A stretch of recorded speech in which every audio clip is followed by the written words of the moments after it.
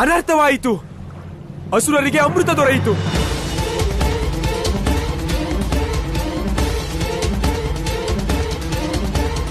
ಹೌದು, ದೊರೆಯಿತು. ಈಗ ನಾನು ನಿಮಗೆ ಸರಿಸಮನಾಗಿದ್ದೇನೆ. ಅಮರ, ಅವಿನಾಶಿ, ಅಮರ್ತ್ಯ. ಘೋರ ಅನರ್ಥವಿದ್ದು, ಘೋರ ಅನರ್ಥ. ಮೂರ್ಖ, ಬೇಗ ಅಮೃತ ಕುಡಿ, ಬೇಗ ಮುಗಿಸು. ರಾಹು, ನೀನ್ ಇಲ್ಲಿರಬೇಕಾಗಿತ್ತು. ಅಲ್ಲೇ ಕಿರುವೆ. ಮೋಸಕ್ಕೆ ಉತ್ತರ ಮೋಸ.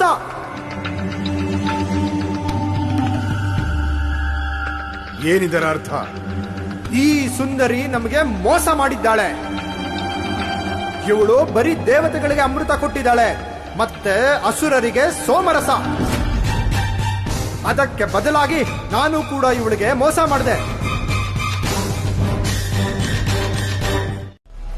ಇದರ ಉತ್ತರವನ್ನು ಸ್ವಯಂ ನಾನೇ ಹೇಳುತ್ತೇನೆ.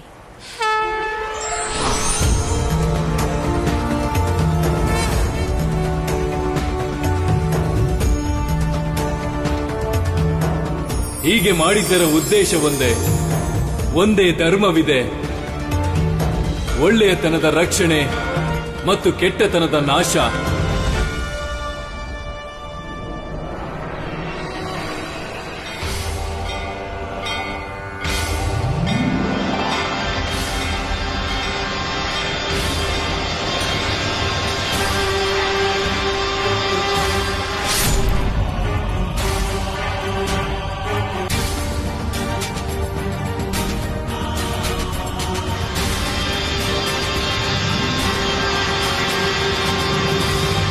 ಎಲ್ಲರೂ ನೋಡಿದಿರಲ್ಲ ಹೇಗೆ ಮೋಸ ಮಾಡುತ್ತಾನೆ ಆ ವಿಷ್ಣು. ಇಷ್ಟು ದೊಡ್ಡ ಮೋಸವೇ ವಿಷ್ಣು. ಮಹಾರಾಜ, ನಿಮ್ಮ ದೇಹದಲ್ಲಿ ಶಕ್ತಿಯ ಕೊರತೆ ಆಯಿತೆ. ಕಾಲನೇಮಿ, ಹಾಗೇನೂ ಆಗಿಲ್ಲ. ಹಾಗಿದ್ದರೆ ಆದೇಶ ನೀಡಿ. ಕಾಲನೇಮಿ, ನಾವು ಯುದ್ಧ ಮಾಡುವುದಿಲ್ಲ. ಏಕೆ? ಭಯವಾಗುತ್ತಿದೆಯೇ? ನಮಗೆ ಅರಿವಿದೆ. ಯಾವ ವಿಷಯದ ಬಗ್ಗೆ? ಕಾಲನೇಮಿ, ನಾವು ಈ ಯುದ್ಧದಲ್ಲಿ ಗೆಲ್ಲಲು ಸಾಧ್ಯವಿಲ್ಲ. ಏಕೆ ಸಾಧ್ಯವಿಲ್ಲ? ನಮ್ಮ ಬಳಿ ಬಲವಿದೆ, ಸಾಮರ್ಥ್ಯವಿದೆ, ಇಷ್ಟು ಅಸುರರ ಸೈನ್ಯವಿದೆ. ನಮ್ಮ ಬಳಿ ಆ ಅಮೃತವಿಲ್ಲ. ಅದು ಈಗ ಇವರ ಬಳಿ.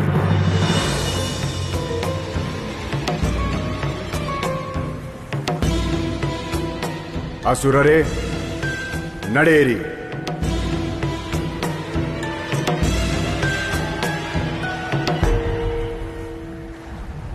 ಆಗ ಅಸುರರಿಗೆ ಅನ್ಯಾಯವಾಗದಿದ್ದರೆ ಅಸುರರೇ ಇಂದು ಜಗತ್ತಿನಲ್ಲೆಲ್ಲ ಅತಿ ಶಕ್ತಿಶಾಲಿಯಾಗುತ್ತಿದ್ದರು. ಅಧರ್ಮ, ಅನಾಚಾರ, ಅನ್ಯಾಯ ಎಲ್ಲದರ ಸಮೂಲ ನಾಶವಾಗಿರುತ್ತಿತ್ತು. ಆದ್ರೆ ನನ್ನ ಅಮ್ಮ ಹೇಳ್ತಾಳೆ, ಅದಕ್ಕೇನರ್ಥ? ಅದ್ರ ಮೇಲೆ ವಿಶ್ವಾಸನೇ ಇಲ್ವಾ? ವಿಶ್ವಾಸವಿಡಲು ಯೋಗ್ಯ ವಿಷಯವಾದರೆ ವಿಶ್ವಾಸವಿಡುತ್ತಾರೆ. ಆದ್ರೆ ನನ್ ಪೂರ್ತಿ ನಂಬಿಕೆ ಇದೆ ನಮ್ಮ ಅಮ್ಮ ಹೇಳಿದ ಮಾತಲ್ಲಿ. ನನ್ನ ಅಮ್ಮ ಹೇಳ್ತಾಳೆ, 4 ಮುಖ ಇರೋ ಬ್ರಹ್ಮ ನೀವೊಬ್ರೇ ಏನಲ್ಲ, ನಿಮ್ಮನ್ನ ಬಿಟ್ಟು ಬ್ರಹ್ಮಾಂಡದಲ್ಲಿ ಬೇರೆ ಬ್ರಹ್ಮನೂ ಇದ್ದಾರೆ. ಅವರು ನಿಮ್ಗಿಂತ ತುಂಬಾ ಶಕ್ತಿಶಾಲಿ. ನಿನ್ನ ಮಾತಿನ ಅರ್ಥ ನಿನ್ನ ತಾಯಿ ಮಹಾಜ್ಞಾನಿ ಎಂದೆ? ಅವಳು ನನಗಿಂತ ಜ್ಞಾನಿಯೇ? ಯಾಕ್ ಜ್ಞಾನಿನು, ಯಾರ ಜ್ಞಾನಿನು ನನ್ ಗೊತ್ತಿಲ್ಲ. ಆದ್ರೆ ಒಂದ್ ವಿಷಯ ಗೊತ್ತಾಯ್ತು, ನಿಮ್ಗೆ ಬೇರೆ ಬ್ರಹ್ಮಾಂಡ ಬೇಕು ಅಲ್ವಾ? ಸರಿ ಬಿಡಿ, ಕೊಡ್ತೀನಿ ಬ್ರಹ್ಮಾಂಡನ.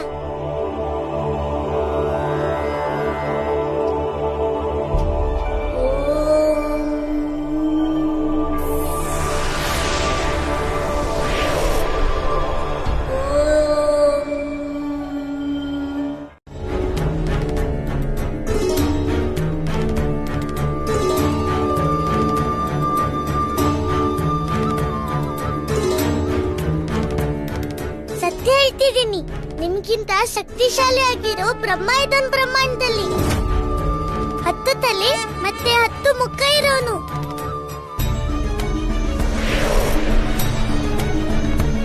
ಕೆಲವರಿಗೆ 100 ಮುಖನೂ ಇರುತ್ತೆ, ಶತಮುಖಿ.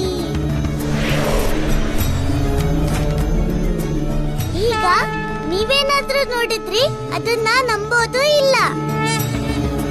1000 ಮುಖದ ಬ್ರಹ್ಮನೂ ಇದ್ದಾನೆ, ಸಹಸ್ರಮುಖಿ. ಆ ಬ್ರಹ್ಮದೇವ, ಸತ್ಯ ಹೇಳ್ತೀನಿ ನಾನು.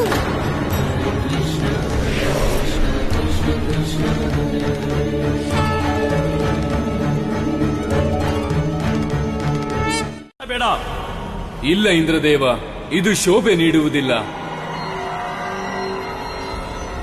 ಎಷ್ಟು ದೊಡ್ಡ ವೇಷಧಾರಿ ನೀನು! ಮೊದಲು ನಮಗೆಲ್ಲ ಮೋಸ ಮಾಡಿದೆ, ಈಗ ನಿಷ್ಪಕ್ಷಪಾತಿ ಎಂಬ ನಾಟಕವಾಡುತ್ತಿರುವೆಯಲ್ಲ. ನಿನ್ನಲ್ಲೇನಾದರೂ ಸ್ವಲ್ಪ ಗೌರವ ಉಳಿದಿದ್ದರೆ ವಿಷ್ಣು, ಬಾ ಯುದ್ಧ ಮಾಡು ನನ್ನೊಂದಿಗೆ.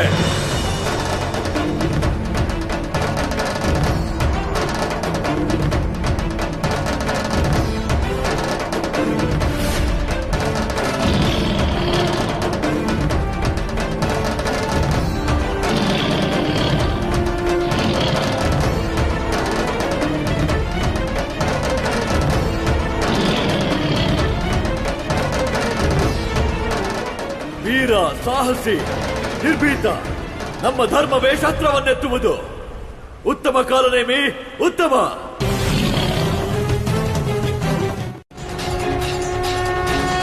ಮೋಸ, ಧೂರ್ತ, ಕಪಟಿ, ಪಾಪಿ, ಪಾಖಂಡಿ, ಎಂದಿಗೂ ಇದೇ ನಿನ್ನ ಧರ್ಮವಾಗಿತ್ತು. ನೀನು ಅತೀತದಲ್ಲೂ ಇದನ್ನೇ ಮಾಡಿದೆ, ವರ್ತಮಾನದಲ್ಲೂ. ಆದರೆ ಭವಿಷ್ಯದಲ್ಲಿ ನೀನು ಹೀಗೆ ನಡೆದುಕೊಳ್ಳಲು ಸಾಧ್ಯವಿಲ್ಲ ವಿಷ್ಣು. ಇದೇ ಪ್ರಮಾಣ ಭಗವಂತ ಕಂಸನದ್ದು.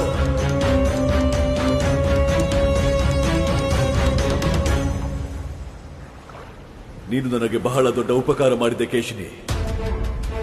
ಈಗ ನಿನ್ನ ಭಗವಂತ ಎಚ್ಚೆತ್ತಿದ್ದಾನೆ. ಇಂದು ನಿನ್ನ ಕಾರಣದಿಂದ ನನಗೆ ವಿಷ್ಣುವಿನ ವಾಸ್ತವಿಕ ರೂಪವನ್ನು ಹತ್ತಿರದಿಂದ ನೋಡುವ ಅವಕಾಶ ದೊರೆಯಿತು. ಪ್ರಾರ್ಥನೆ ಮಾಡುತ್ತಿರು ವಿಷ್ಣು. ನಿನ್ನ ಎದುರು ಭಗವಂತ ಕಂಸ ಬಾರದಿರಲೆಂದು.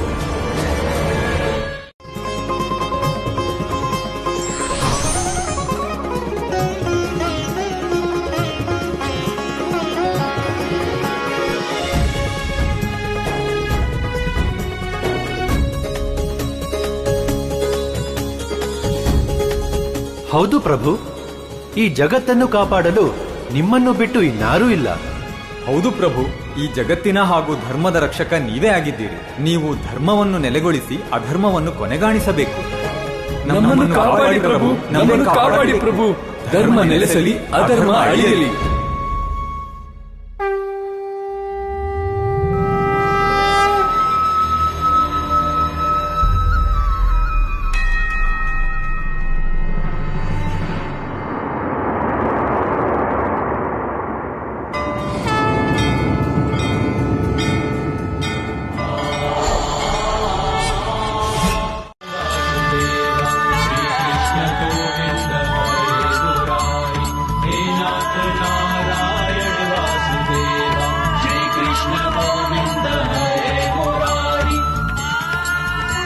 ದೇವಗಣ, ಯಾವ ಉದ್ದೇಶಕ್ಕಾಗಿ ನನ್ನ ಅವತಾರವಾಯಿತೋ ಆ ಉದ್ದೇಶವನ್ನು ನಾನು ಖಂಡಿತ ಪೂರೈಸುತ್ತೇನೆ. ಕಾಲಚಕ್ರದ ಗತಿ ಮತ್ತು ದಿಶೆ ಅಗತ್ಯವಾಗಿ ಬದಲಾಗುತ್ತದೆ. ಹೊಸ ಯುಗದ ಪ್ರಾರಂಭವು ನಿಶ್ಚಿತ ಮತ್ತು ಆ ಯಾತ್ರೆಯ ಆರಂಭವಾಗುತ್ತದೆ ಕಾಳಿಂಗನಾಗನ ಮರ್ದನದೊಂದಿಗೆ. ಇನ್ನು ನಾಶವಾಗಲಿದೆ ಅಧರ್ಮ ಮತ್ತು ಶಂಕನಾದ ಮೊಳಗಲಿದೆ ಧರ್ಮದ ಸ್ಥಾಪನೆಗಾಗಿ.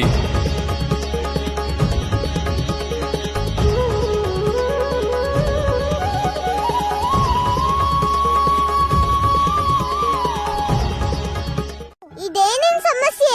ನನ್ ಬೆರಳಿನ ತರ. ಹೇಗೆ ನೀನ್ ಹೇಳಿದ ಅರ್ಥ ಆಗ್ಲಿಲ್ಲ. ಗೊಲ್ಲ, ಸಮಸ್ಯೆಗೆ ಪರಿಹಾರ ಬೇಕು ಅಂದ್ರೆ ಸಮಸ್ಯೆನ ಹತ್ರದಿಂದ ನೋಡ್ಬಾರ್ದು. ಹತ್ರದಿಂದ ನೋಡಿದ್ರೆ ಪರಿಹಾರ ಸರಿಯಾಗಿ ಕಾಣೋದಿಲ್ಲ. ಅದಕ್ಕೆ ಸಮಸ್ಯೆನ ನಿನ್ನಿಂದ ದೂರ ಇಡು ಮತ್ತೆ ಪರಿಹಾರದ ಬಗ್ಗೆ ಸರಿಯಾಗಿ ಗಮನ ಕೊಡು. ರಾಧೆ, ನಿನ್ ಮಾತಿನ ಅರ್ಥ ಈಗ್ಲೂ ಅರ್ಥ ಆಗ್ಲಿಲ್ಲ. ಇನ್ನು ನಾನು ನಿನಗೆ ಹೇಳೋದು? ನಾನು ಹೇಳೋದೇನು ಅಂದ್ರೆ ನಿನ್ ಸಮಸ್ಯೆಗೆ ಪರಿಹಾರ ನಿನ್ ಕಣ್ ಮುಂದೆನೇ ಇದೆ, ಆದ್ರೆ ನೀನ್ ಅದನ್ನ ನೋಡ್ತಿಲ್ಲ ಅಷ್ಟೇ. ಸ್ವಲ್ಪ ನಿನ್ ತಲೆ ಮತ್ತೆ ಬುದ್ಧಿನ ಉಪಯೋಗಿಸು, ನಿನ್ಗೆ ಗೊತ್ತಾಗುತ್ತೆ.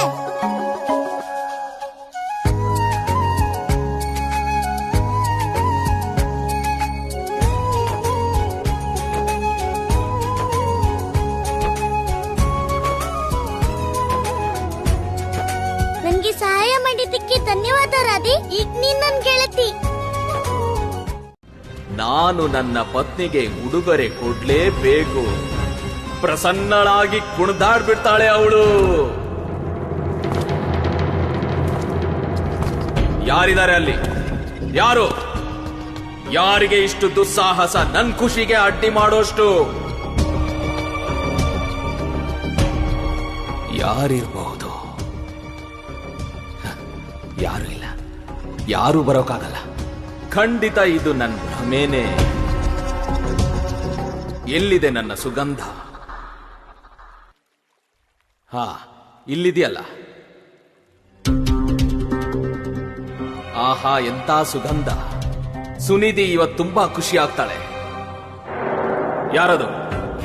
ಯಾರಿದ್ದೀರಾ ಅಲ್ಲಿ? ಯಾರು ಬಂದಿದ್ದಾರೆ ಇಲ್ಲಿಗೆ? ಈಗ್ಲೇ ಹೋಗಿ ನೋಡ್ತೀನಿ. ಆ ವಿಷ್ಣುವಿನ ಮೋಸ, ಕಪಟ ಮತ್ತು ಬಲ ಕುರಿತು. ಆದರೆ ಈಗ ಈ ಜನ್ಮದಲ್ಲಿ ನೀವು ಅವನ ಎಲ್ಲಾ ದೋಷ ಗುಣಗಳನ್ನು ಅರಿತಿದ್ದೀರಿ. ಕಾಪಾಡಿಕೊಳ್ಳುವ ಮಾಧ್ಯಮವನ್ನು ಮತ್ತು ಕೊಲ್ಲುವ ಮಾರ್ಗವನ್ನು. ಮತ್ತೆ ಚಿಂತೆ ಯಾವ ವಿಷಯಕ್ಕೆ ಮಹಾರಾಜ? ಈ ಜ್ಞಾನವೇ ನಿಮಗೆ ವಿಜಯ ಪಥವಾಗಲಿದೆ. ಆದ್ದರಿಂದ ನೇರವಾಗಿ ಆಕ್ರಮಣ ಮಾಡಿ ವಿಷ್ಣುವಿನ ಮೇಲೆ ಮತ್ತು ಅವನನ್ನು ನಿಮ್ಮ ಚರಣಕ್ಕೆ ಕೆಡವಿ ಹೊಸಕಿ ಹಾಕಿ. ನಂತರ ಈ ಸೃಷ್ಟಿಯ ನಿಯಂತ್ರಣ ಮಾಡಿ ಪೂರ್ತಿ ಜಗತ್ತಿನಲ್ಲಿ ನಿಮ್ಮ ಶಾಸನ ರಚಿಸಿ. ಇನ್ನು ಚಿಂತೆ ಬೇಡ ಆ ಅವತಾರದ ಕುರಿತು.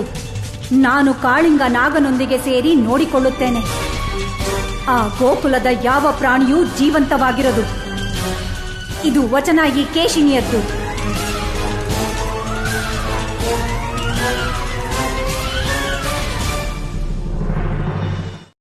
ಸತ್ಯ ಹೇಳು. ಇಲ್ಲ ಸ್ವಾಮಿ, ನಮ್ಮ ಪುತ್ರ ಸುಳ್ಳು ಹೇಳ್ತಾ ಇಲ್ಲ.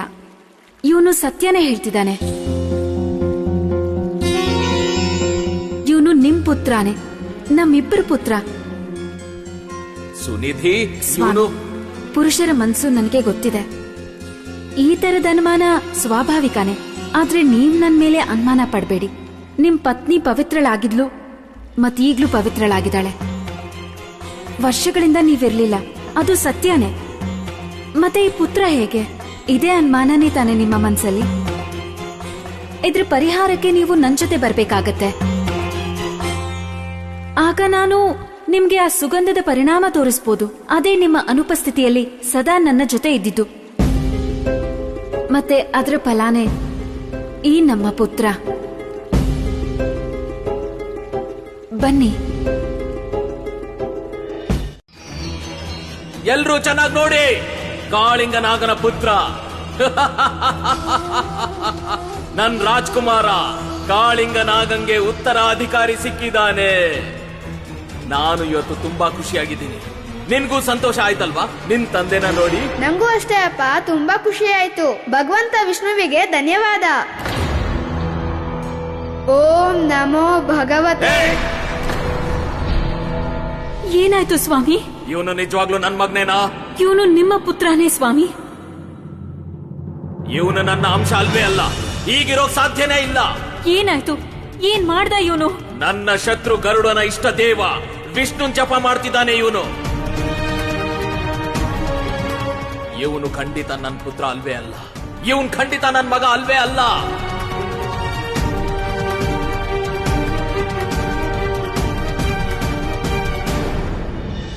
ಕಂದ, ಆಡೋಕ್ ಹೋಗು. ಏನಾಯ್ತು? ಇಲ್ಲ ಅಮ್ಮ, ನಾನು ನಿನ್ನ ಬಿಟ್ಟು ಎಲ್ಲೂ ಹೋಗೋದಿಲ್ಲ. ಕೃಷ್ಣ, ಏನ್ ವಿಷಯ? ತುಂಬಾ ಕಾಳಜಿ ವಹಿಸ್ತಿದ್ಯಾ ನಿಮ್ಮಮ್ಮನ ಬಗ್ಗೆ ಇವತ್ತು? ಅತ್ತೆ, ಕೃಷ್ಣನ್ನ ಆಟ ಆಡೋದಕ್ಕೆ ಕಳ್ಸಿ. ನೀವ್ ಹೇಳಿದ್ರೆ ಮಾತ್ರ ನಮ್ ಜೊತೆ ಆಟ ಆಡಕ್ ಬರ್ತಾನೆ. ಕೃಷ್ಣ ಬಾರೋ, ನೀನ್ ಇಲ್ದೆ ಆಟ ಆಡೋದಕ್ಕೆ ಮನ್ಸೇ ಬರಲ್ಲ. ಆಡಕ್ ಬಾ. ಹೋಗು ಕಂದ, ನಿನ್ ಗೆಳೆಯರೆಲ್ಲ ಅಷ್ಟೊಂದ್ ಕರೀತಿದ್ದಾರೆ. ಇದು ಒಳ್ಳೇದಲ್ಲ. ಹೋಗು. ಆದ್ರೆ ಅಮ್ಮ ಒಬ್ಳೆ ಕೆಲ್ಸ ಮಾಡ್ತಿದ್ರೆ ಬಿಟ್ಟು ಹೋಗೋದು ಒಳ್ಳೆ ಬುದ್ಧಿ ಅಲ್ವಲ್ಲ. ನೀವೆಲ್ರೂ ಹೋಗಿ ಅಣ್ಣ. ಸರಿ ಬಿಡು, ನೀನ್ ಇಲ್ಲೇ ಇರು. ನಡಿ ರಾಧೆ, ನಡಿರಿ ಗೆಳೆಯರೆ. ನಾವೆಲ್ಲ ಇವತ್ತು ಕೃಷ್ಣನ್ ಬಿಟ್ಟೆ ಆಡೋಣ, ಆಯ್ತಾ?